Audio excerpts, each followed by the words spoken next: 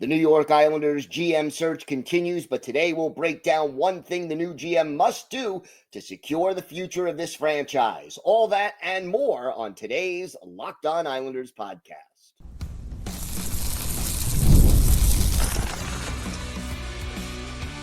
Your Locked On Islanders, your daily podcast on the New York Islanders.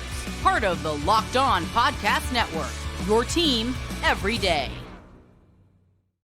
Welcome, everybody, to the Wednesday edition of the Locked On Islanders podcast, part of the Locked On Podcast Network, your team every day. I want to thank everyone who makes Locked On Islanders your first listen every day.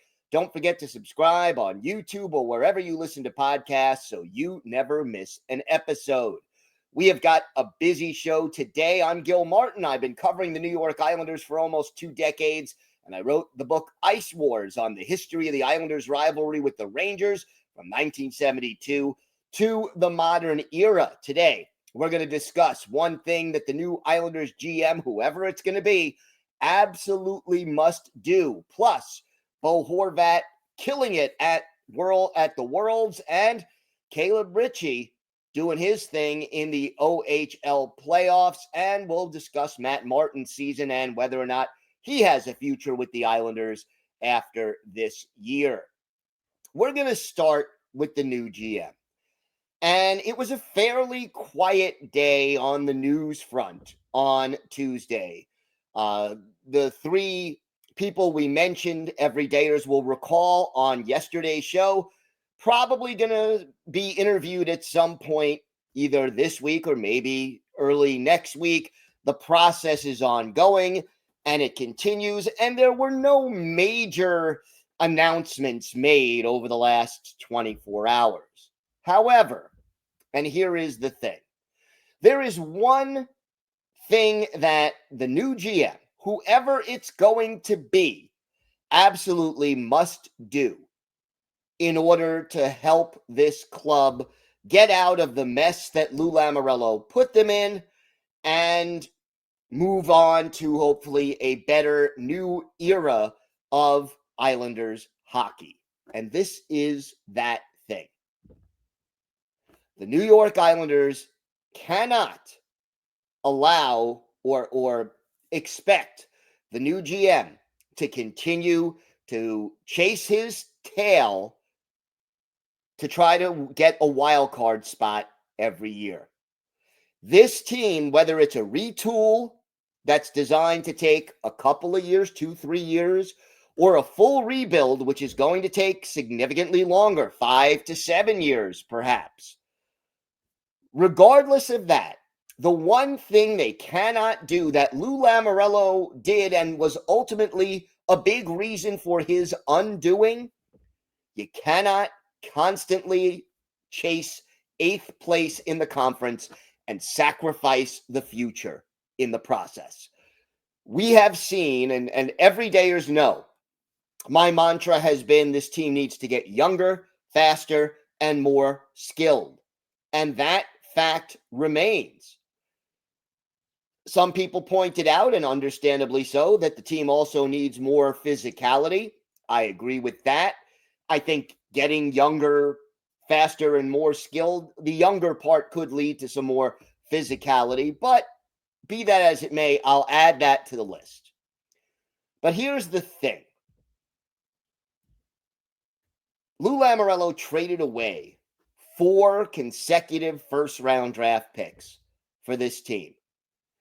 And one of the major reasons that this team is having difficulty attracting a new GM is the fact that up until now, the cupboard has been very bare.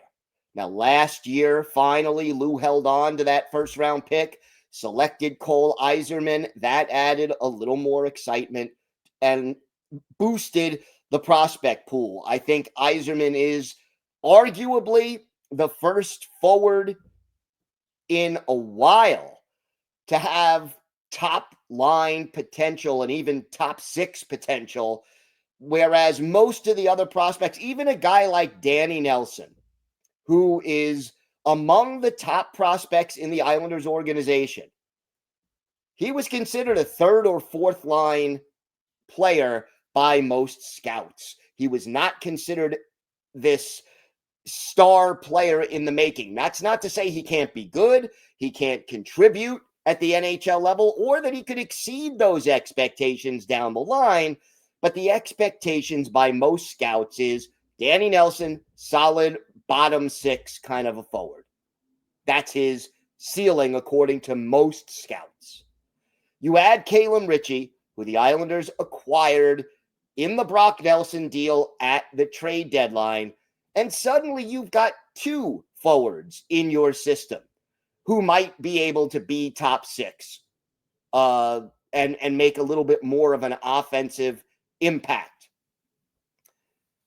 Now you've got the first overall pick in this year's draft. Whether you take a defenseman in Matthew Schaefer, or you go for Misa, or you go for Higgins, or you go for someone else, you've got an opportunity to add an impact player. Or to be more accurate, because again, you're drafting 18-year-old kids, you have the ability to draft someone who most hockey experts believe has the potential to develop into an impact player. Okay? But here's the thing.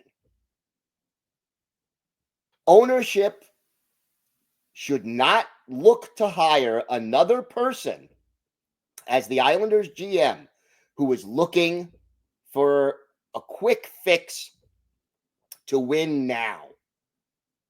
Don't trade the first overall pick for a solid, 29-year-old veteran player and then turn around and sign that player to a 7-year extension with a no-trade clause. Okay? This is your window. This is your big opportunity to implement the younger, faster, more skilled aspect that this team needs.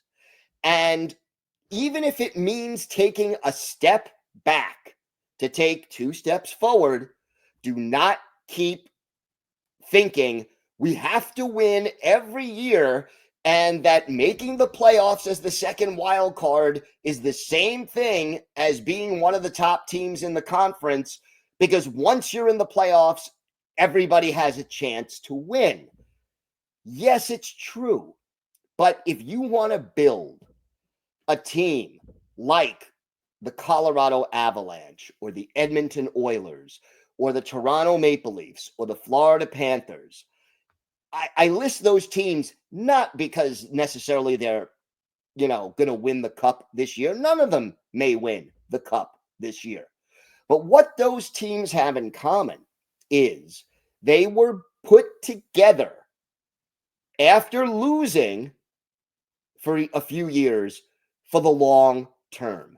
That there is a core of those players on the roster that allows those teams, your Dallas Stars would be included in that list, those teams contend for 5, 6, 7 years. They may not win a cup, but they are among the top 5 or 6 or 7 teams in the league that every year have a chance to compete for the cup and would be among the favorites. Okay? That doesn't happen when you trade away 4 first-round draft picks in a row to try to barely make the playoffs and then hope you can upset not 1, not 2, not 3, but 4 teams back to back in order to win a Stanley Cup. You are increasing astronomically your chances of winning a Stanley Cup if you put together a core with a few star players and a lot of really good players that is going to last. A core that is going to get your team in a good place for an extended run. And hopefully one of those years or more, the injuries aren't too bad, or you have the depth in your organization to overcome them, and you are able to go out there and win a Stanley Cup. That is the better way to build a team. And I understand, as far as Lou Lamoriello was concerned, that initially, perhaps either ownership said to him, we want to win right away, we're opening a new arena, or he felt the need to turn the team around quickly, or things just fell into place and he got, into the playoffs and the team was doing better than even he expected right away, and he tried to preserve that. All possible first reasons for going down that road. But it is not what this team needs now. You don't need to bring in a new GM to do the same thing that Lou Lamoriello was doing, only his name is not Lou Lamoriello. That makes no sense. The Islanders parted ways with Lou Lamoriello as their general manager because what he was doing wasn't working anymore. The team was stuck in the muddy middle. Now you got to change tacts. You got to change your philosophy. You got to change your approach. Otherwise, it's the same old, and the status quo is no longer acceptable. We have got more to get to on today's show. We'll check in on Bo Horvat, how he's doing at the World Championships, and Caleb Ritchie in the OHL playoffs. Plus, for our Islanders birthday of the day, a player who was with the Islanders in the late 70s and early 80s, and his son later played for the Islanders. Let's see if you can guess who it is. All that and more coming up on today's Locked On Islanders podcast. Today's episode is brought to you by your friends at Wonderful Pistachios. Looking for a snack that's both delicious and nutritious? Crack into a good source of protein with Wonderful Pistachios. Wonderful Pistachios is one of the highest protein nuts.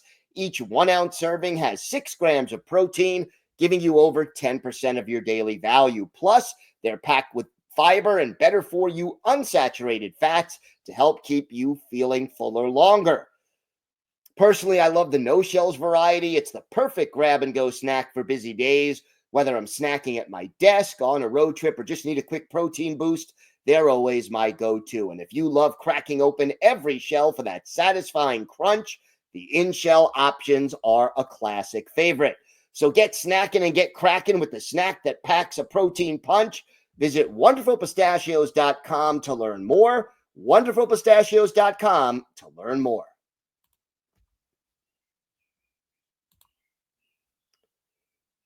So, every day, as you may recall, yesterday I did mention that the Islanders have 2 players at the World Championships right now, and we also have some prospects going at it in the OHL finals. So, we're going to sort of fill you in on how those players are doing.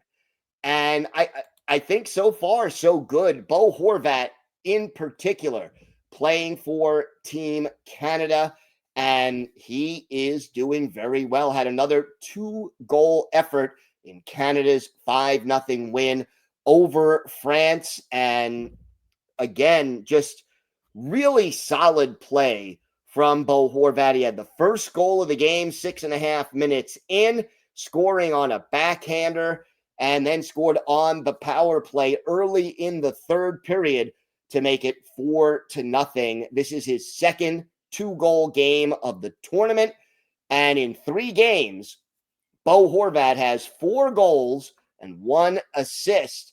And the 4 goals right now puts him as the top goal scorer in the tournament. He had 3 shots on goal, played 15 minutes and 46 seconds on ice, and was on a line with Nathan MacKinnon and Tyson Foster. Now, Noah Dobson also playing. He was on the ice for 16.5 minutes, had 1 shot on goal, playing with Mackenzie Weegar of the Calgary Flames, but he was not on the score sheet.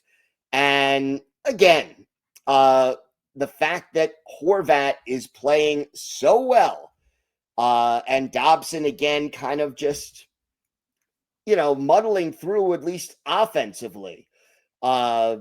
He did indeed have a goal in the 4-0 win over Slovenia to open up the tournament for Canada. But Dobson, doing fine, but it is Bo Horvat who is really doing well, and Canada hasn't lost yet in the preliminary round. So that is definitely a plus. Meanwhile, in juniors, we have the OHL finals this week going on, and Ritchie is playing for the Oshawa Generals. Jesse Nurmy for the London Knights. Those two are going against each other head to head. And in game one, Ritchie getting the game-winning goal for Oshawa in a 4-2 win. So that ended a 12-game winning streak for the London Knights. But the Knights rallied to win 5-2 to even the series on Saturday. So both players kind of, participating in this series, and Ritchie now has 8 goals in the playoffs, 5 of those coming on the power play. So 8 playoff goals matches Ritchie's career high. He did it in 3 fewer games this year than he did a year ago. And again, he is 20 years old. He's playing against a lot of younger players. So you'd sort of take the productivity with a grain of salt. You want to see him do well.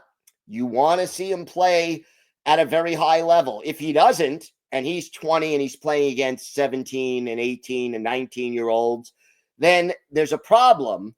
But if he does it, you got to sort of say to yourself, okay, this is what he should be doing, and we'll see how it goes. Now, Nurmy, a 4th-round pick in 2023, has been held off the score sheet, but in basically 14 playoff games so far, 2 goals and 7 points, so 5 assists.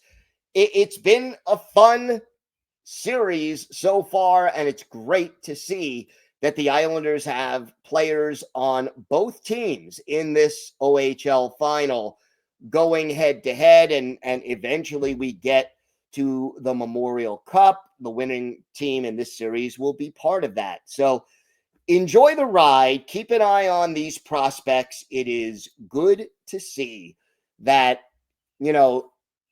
we've got players playing in the Worlds and prospects going in the OHL playoffs and gaining valuable experience against top-level competition. That's what you want to see. And obviously, hopefully, in a year or more likely 2, the Islanders may not have too many players, if any, in the World Championships, because hopefully they can be alive in the playoffs by that time. But again, one step at a time. And we need to see a new general manager hired first. I wanted to just quickly say one thing. Do not panic right now about the Islanders GM search. Yeah, the fact that Lou Lamoriello may stick around will make some people question certain things. And yeah, the Islanders' top pick in Holland allegedly turning them down. But this is a process. And the important thing in this process is to pick the right guy or woman, right person, okay? That's the most important thing. And if it takes an extra week or 10 days or whatever it is, because the right candidate is working for a team that's still in the playoffs and won't let them interview until after the playoffs, so be it. Because in a year or 2 or 5, it won't matter that it took an extra 10 days, let's say, to find the right candidate. But if you find the wrong candidate, you're back to square one. And in 2 or 3 or 4 years, you're going to do the same thing all over again. And we don't want to see that. I do want to see, however, ownership be more on the same page and controlling some of these leaks that are getting out through different members of the media, where hopefully the decision-making process makes sense. They find the right candidate who fits what they want to do and takes this team in a new direction. That is the key. You don't bring in somebody to keep doing the same thing. How many times everydayers will recall that we talked about the definition of insanity is doing the same thing over and over again and expecting different results. And that's what Lou Lamoriello was more or less doing by doubling down on a core that hadn't won a playoff series in 4 years. Remember that wave of optimism that swept over this team when you found out that they were hiring a new GM and they got the number 1 pick? You move in a new direction, and that wave of optimism continues. If you keep doing the same old thing, you're back to square one, and that's what we don't want to have happen. We have more to get to on today's show. We'll talk about the season that Matt Martin had, what his impact was with the team, and whether he has a future with the team as we continue our player-by-player look at this roster.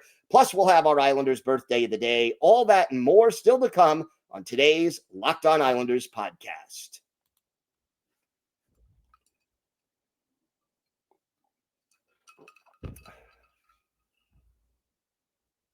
So we continue our player-by-player look at the New York Islanders. We have talked about a lot of different players already, everyone from Matthew Barzal to Tony DeAngelo and Mark Gatcomb. And yesterday we discussed Simon Holmstrom, as everydayers will recall. Well, today we're going to take a look at Matt Martin, the 6'3", 215-pound native of Windsor, Ontario. Just turned 36 years old a week ago, and he has been a great Islander for a very long time. Part of the identity line, also known as the best fourth line in hockey.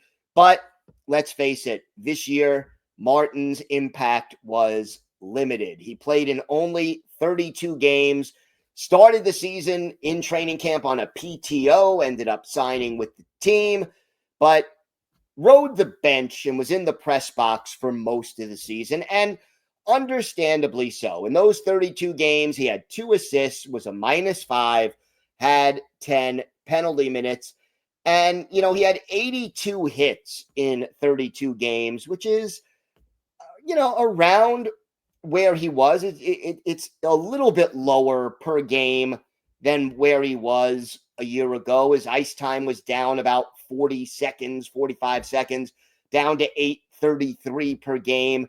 And at the end of the season, after Anthony Duclair walked away from this team, that's when Martin kind of filled in and returned to the lineup on a regular basis. So, look, love Matt Martin. He's been a great Islander. He has spent 14 seasons with this team, ended up 13 games short of 1,000 career NHL games, which we were all kind of hoping he'd be able to get. But if he does get that, it'll probably be with a different team, especially if Lou Lamoriello is no longer the general manager. It's just a question of father time being undefeated. And, I give Matt Martin a C+ for what he did this season. To me, a C+ is kind of like roughly meeting expectations. He was a role player. He played his role when he had the chance. I don't think expectations were all that high for a guy on a PTO.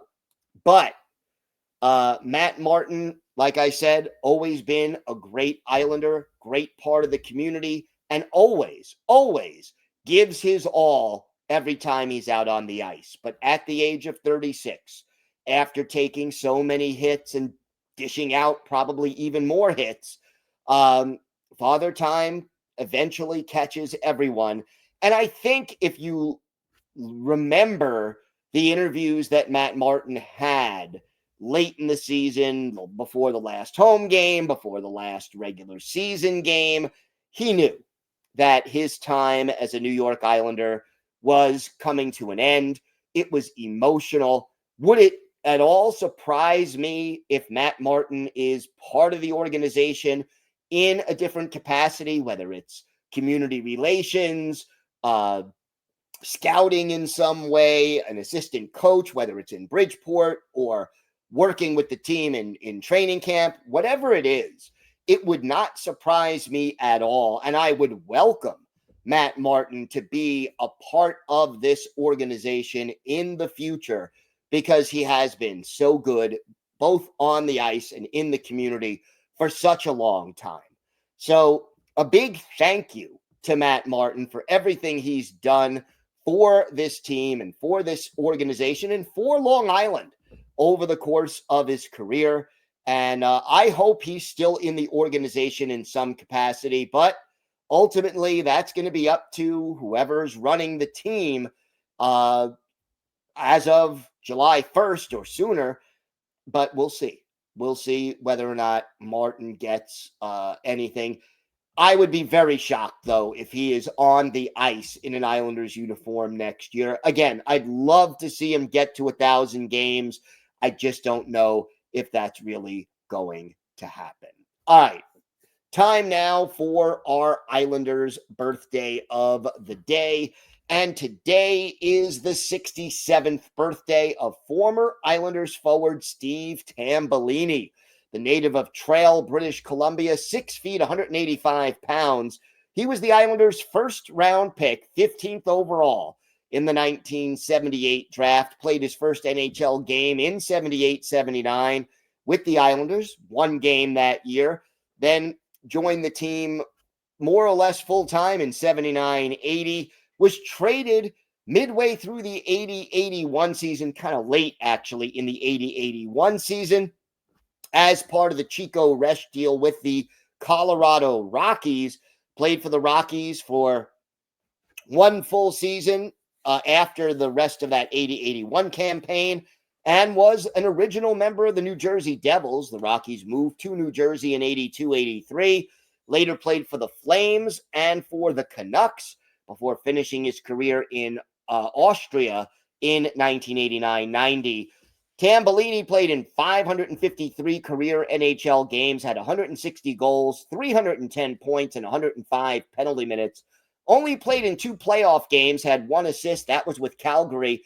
And his son, Jeff, was later a New York Islander in the 2000s. So a father-son Islanders combination here with the Tambellini family. One of Steve Tambellini's better games as an Islander, December 16th, 1980, Islanders hosting the Winnipeg Jets at the old barn. And boy, this was a rough season for the Jets. Pierre Hamel is the goalie for Winnipeg. Chico Resch, the netminder for the New York Islanders. And in this game, our Islanders birthday of the day, Steve Tambellini assists on a power play goal by Dennis Potvin early in the second period that made the score 4-0 Islanders. In the third period, with the Islanders up 4-1, Tambellini assists on a goal by Bobby Nystrom, John Tonelli, the other helper. And then about 3.5 minutes later, Tambellini scores his 10th goal of the year. Nystrom and Tonelli with the assists. Islanders go on to beat the Winnipeg Jets, who, with this loss, fell to 123-7 on the year by a final score of 6-2. But Tambellini, part of a very good checking line with Nystrom and Tonelli that year. He finishes the game with 1 goal, 2 assists, so a 3-point game. He's a +1, and he scored on his only shot on goal. Chico Resch made 34 saves for the Islanders to get the win. Steve Tambellini is our Islanders birthday of the day. I want to thank everyone who makes Locked On Islanders your first listen every day. For your second listen, check out the all-new Locked On NHL Game Night. Every game, every night until the Stanley Cup champion is crowned. Get local analysis on a national scale. Find NHL Game Night on Locked On NHL. It's on YouTube or wherever you listen to podcasts. It's part of the Locked On Podcast Network, your team every day. If you have a question, a comment, maybe a topic you'd like us to discuss on a future episode, email us at lockedonislanders@gmail.com. If you leave your first name and where you're from, we're happy to mention you on the show when we discuss whatever's on your mind. And we will have a mailbag episode coming up either Thursday or Friday this week, unless a new GM is hired sooner than that.